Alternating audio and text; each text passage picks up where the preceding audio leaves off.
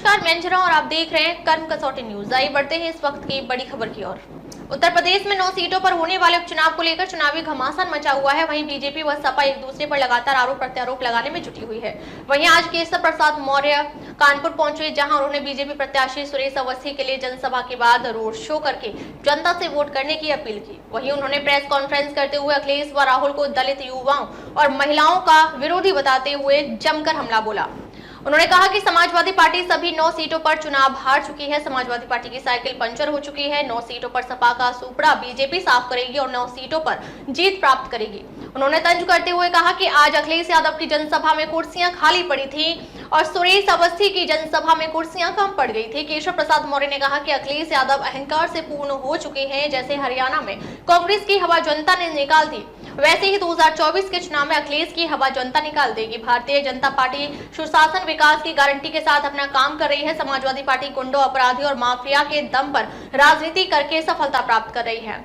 अब गुंडागर्दी नहीं, विकास की राजनीति हो रही है। डबल इंजन की भारतीय जनता पार्टी की सरकार जबरदस्त तरीके से विकास कर रही है। वहीं आजम खान से मिलने पहुंचे अखिलेश यादव को लेकर डिप्टी सीएम केशव प्रसाद मौर्य ने कहा कि सपा अगर अपराधियों का साथ छोड़ देती तो समाजवादी पार्टी कब का समाप्तवादी पार्टी बन गई होती। मोहम्मद आजम खान इस समय जेल में है। उन्होंने कहा कि सीसामऊ विधानसभा से जनता ने अपना प्रत्याशी चुना था, लेकिन आपराधिक गतिविधियों में लिप्त थे, जिसके चलते विधायक अपनी विधायकी नहीं चला पाए और इस सीट पर उपचुनाव कराए जा रहे हैं। मोहम्मद आजम खान इस समय जेल में है। उन्होंने कहा कि सीसामऊ विधानसभा से जनता ने अपना प्रत्याशी चुनाव था, लेकिन आपराधिक गतिविधियों में लिप्त थे, जिसके चलते विधायक अपनी विधायकी नहीं चला पाए और इस सीट पर उपचुनाव कराए जा रहे हैं। उत्तर प्रदेश पहले दंगा प्रदेश था। जब से बीजेपी की सरकार आई है तब से उत्तर प्रदेश में दंगे नहीं हुए हैं। तुष्टीकरण की घटिया राजनीति के चलते पूर्व की सरकारों ने आतंकवादियों के मुकदमे भी वापस ले लिए। उन्होंने अखिलेश यादव और राहुल गांधी को दलित और पिछड़ों के साथ महिलाओं व युवाओं का विरोधी बताया है। उन्होंने कहा कि अखिलेश सरकार कट्टा और बम बनाने की फैक्ट्री लगाती है, लेकिन विकास की और रोजगार की फैक्ट्री नहीं लगा सकती है। अगर कोई अपराधी जमीन पर कब्जा कर लेता है तो यह लोग सत्ता में होते हुए भी उस जमीन को खाली नहीं करवा सकते हैं। समाजवादी पार्टी कोई भी चुनाव हारने से पहले एक चुनावी स्क्रिप्ट तैयार करती है और शासन प्रशासन के ऊपर हार कर ठीकरा फोड़ती है। समाजवादी पार्टी अपनी हार स्वीकार कर चुकी है और बीजेपी 9 सीटों पर चुनाव जीत रही है। आज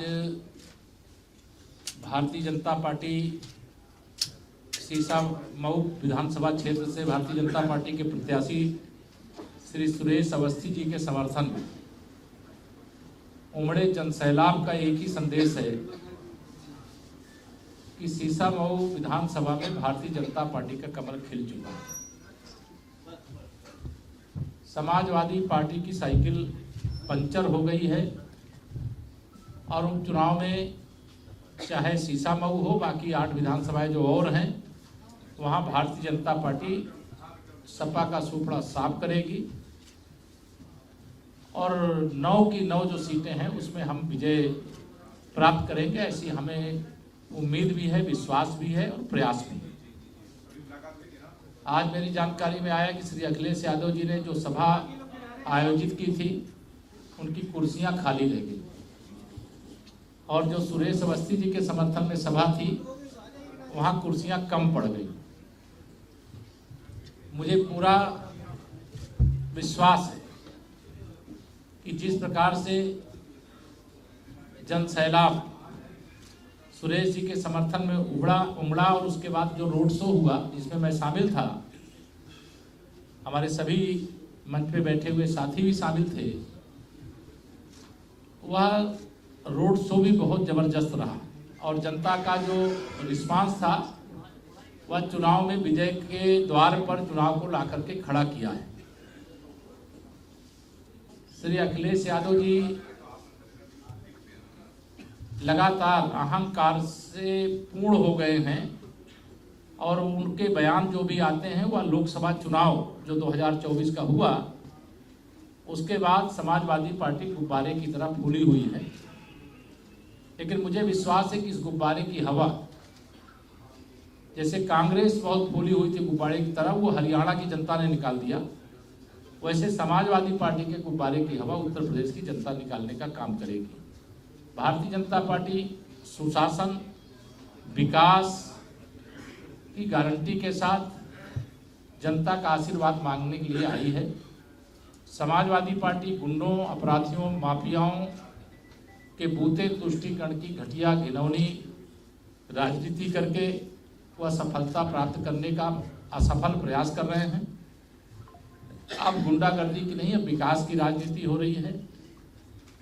डबल इंजन की भारतीय जनता पार्टी की सरकार ने जबरदस्त तरीके से वापसी की है। और मैं यह भी साथ में जोड़ दूं कानपुर के साथ साथ कि झारखंड और महाराष्ट्र का जो विधानसभा चुनाव का मतदान आज पहले चरण का झारखंड में हुआ है, 20 को दूसरे चरण का भी हो जाएगा और 23 तारीख को दोनों राज्यों में भी भारतीय जनता पार्टी की सरकार बनेगी। मुझे इतना कहना, कुछ आप लोग पूछना चाहो तो पूछो। हाँ, कर देंगे। आजम खान के पास बहुत समय बाद अखिलेश यादव पहुंचे हैं, इसको आप किस तरह से देखते हैं? मैं ऐसे ही देखता हूं कि जैसे अपराधियों का साथ अगर समाजवादी पार्टी छोड़ देगी तो समाजवादी पार्टी समाप्तवादी पार्टी बन जाएगी और अनेक प्रकार के अपराधों में मोहम्मद आजम खान इस समय जेल में हैं। और जिस प्रकार से यहाँ विधानसभा का उपचुनाव आया है, यहाँ की जनता ने विधायक 5 साल के लिए चुना था, लेकिन विधायक अपने जनता के लिए 5 साल का कार्यकाल पूरा इसलिए नहीं कर सके क्योंकि उनकी अपराधों में संलिप्तता थी।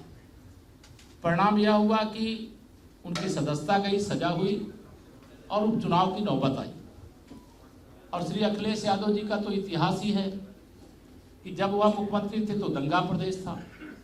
उनका इतिहास है कि जिन आतंकवादियों ने हमला किया उत्तर प्रदेश के धार्मिक स्थलों पर, सार्वजनिक स्थलों पर, तुष्टीकरण की घटिया राजनीति के चलते उन्होंने उन आतंकवादियों के मुकदमे वापस ले लिए। बाद में हाई कोर्ट के हस्तक्षेप से वह मुकदमे की फिर शुरुआत हुई।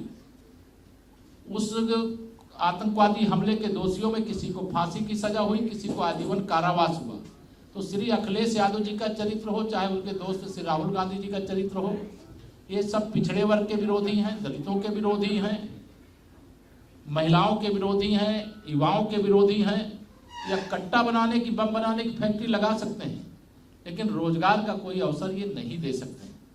ये जमीनों पर कब्जा करवा सकते हैं, लेकिन कोई कब्जा कर ले गुंडा इनका, अपराधी इनका, तो उससे खाली करवाने का काम ये सत्ता में रहते हुए भी नहीं कर सकते।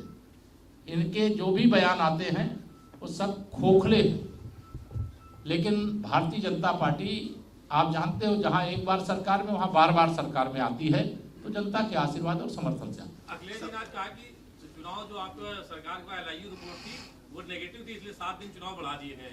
देखिए, ये कभी भी कोई चुनाव होता है और जब उससे पराजय का आभास हो जाता है तो मतदान से पहले स्क्रिप्ट तैयार करते हैं कि हम क्या बताएंगे बाद में कि 7 दिन चुनाव को बढ़ा दिए। हार जाएंगे तो EVM खराब है, चुनाव आयोग ने अच्छी व्यवस्था नहीं किया है, पुलिस प्रशासन ने दबाव डाला है। तो ये स्क्रिप्ट तैयार कर रहे हैं। पराजय वो स्वीकार कर चुके हैं। 23 तारीख का इंतजार। एक सपा के मंच से एक बात उभरी कि जो भाजपा का प्रत्याशी है वो फुटबॉल के रूप में घोषित किया, तो क्या हम महसूस करें कि फुटबॉल गोल में जा चुकी है? देखिए, मैं अभी जब रोड शो में था, सभा में था, तो मैंने देख लिया कि फुटबॉल की तरह कौन उछाला गया है। जब स्वयं समाजवादी पार्टी के मुखिया श्री अखिलेश यादव जी यहाँ आए और 3000 कुर्सियों में से 1500 भी भरना मुश्किल हो गया, तो आप इसका अंदाजा लगा सकते हैं कि भारतीय जनता पार्टी के प्रत्याशी के पक्ष में तो जनसैलाब उमड़ा। और सुरेश अवस्थी जी, मैं यह मानता हूं कि चुनाव भारतीय जनता पार्टी के प्रत्याशी श्री सुरेश अवस्थी जी के लिए विजय द्वार पर खड़ा है। 20 तारीख को भारी मतदान जनता करे, ऐसी मैं अपील करता हूं। और सुरेश अवस्थी जी को विधानसभा में निर्वाचित करके भेजे। डबल इंजन की सरकार, देश और प्रदेश में भाजपा की जो सरकार है, आदरणीय मोदी जी के नेतृत्व में, आदरणीय योगी जी के नेतृत्व में, उस सरकार का खजाना कानपुर के विकास के लिए, सीसा मऊ के विकास के लिए खुला है, खुला रहेगा। अखिलेश यादव ने कहा कि डबल इंजन की सरकार में से एक इंजन दिल्ली में है, एक इंजन लखनऊ में है और दोनों में आपस में टक्कर हो रही है। श्री अखिलेश यादव जी, मैंने कहा ना, वो 4 चुनाव आ रहे हैं, आप लोगों को ध्यान में रहे। 2014 में मुख्यमंत्री थे, लोकसभा चुनाव हुआ, कौन हारा? श्री अखिलेश यादव जी और समाजवादी पार्टी हारी। 2017 में विधानसभा चुनाव हुआ, अखिलेश यादव जी मुख्यमंत्री थे, 325 विधायक भाजपा गठबंधन ने जीता, कौन हारा? श्री अखिलेश यादव जी एंड कंपनी हारी। 2000 उसमें भी इनकी राहुल गांधी जी के साथ इनकी दोस्ती थी, इनकी जोड़ी थी। और 2019 में लोकसभा का चुनाव हुआ और उस चुनाव में बसपा के साथ गठबंधन किया इन्होंने। बसपा के गठबंधन में भी चारों खाने ये चित हो गए। मोदी जी के नेतृत्व में फिर सरकार बनी। 2022 में 400 पार सीटें जीत रहे थे। आदरणीय योगी जी के नेतृत्व में हम लोगों ने फिर विजय प्राप्त किया और दूसरी बार सरकार बनी। 2024 में इन्होंने झूठ का सहारा बहुत दिया, गुमराह किया, अफवाह फैलाई, जिसके कारण कुछ सांसद हमारे कम जीते और उनके कुछ ज्यादा जीत गए। लेकिन 2027 में तीसरी बार भाजपा सरकार प्रचंड बहुमत से बनेगी। सपा का सुपड़ा साफ होगा, Samajwadi party, Samajwadi party. Sir, आपकी पार्टी ने नारा दिया है, बटेंगे तो कटेंगे, एक रहेंगे तो नेक रहेंगे, आप किसका समर्थन करेंगे? देखिए, मैं आप हमारे आदरणीय प्रधानमंत्री जी या आदरणीय मुख्यमंत्री जी जो भी नारे लगाते हैं तो उसमें समर्थन और विरोध का कहाँ सवाल आता है। वो नारे जो भी लगाए गए हैं उनका मैं समर्थन करता हूँ। अखिलेश जी आपको ऑफर बहुत देते हैं, मॉनसून ऑफर, विंटर ऑफर। वो देखिए, मैं बताऊं, पिछड़ों के तो सबसे बड़े दुश्मन हैं। अगर केशव प्रसाद मौर्य उत्तर प्रदेश भारतीय जनता पार्टी का अध्यक्ष बना, उनकी मुख्यमंत्री की कुर्सी चली गई, तब से मेरे खिलाफ वो ऐसा अभियान चलाते हैं कि सदन में भी अगर बहस होती है तो वह शब्दों की मर्यादा भी भूल जाते हैं और मेरे स्वर्गीय पिता तक के बारे में उल्टे सीधे बयानबाजी करते हैं।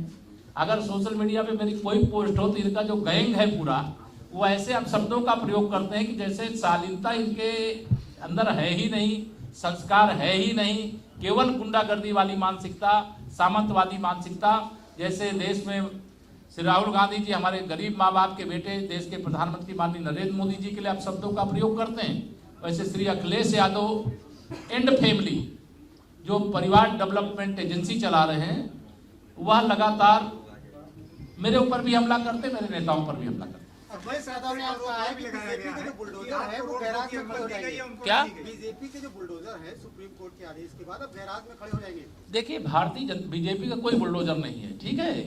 भारतीय जनता पार्टी की जो सरकार होती है, देश की सर्वोच्च अदालत का कोई फैसला है तो उसका सम्मान करती है और अध्ययन किया जाएगा क्या है मामला, कैसा मामला है, क्या आदेश, उसमें कुछ बोलने की आवश्यकता नहीं है। लेकिन कोई कानून के साथ खिलवाड़ करेगा तो कानून उसके खिलाफ अपना काम करेगा और जो सर्वोच्च अदालत का कोई फैसला तो उस पर मेरी कोई टिप्पणी नहीं है। मैं इतना ही कहूँगा कि उत्तर प्रदेश में सुशासन, विकास ये भारतीय जनता पार्टी कर रही है और आगे भी करेगी। धन्यवाद। अब तक के लिए बस इतना ही। फिर मिलते हैं एक ऐसी ही बड़ी खबर के साथ। तब तक के लिए नमस्कार और देखते रहिए कर्म कसौटी न्यूज।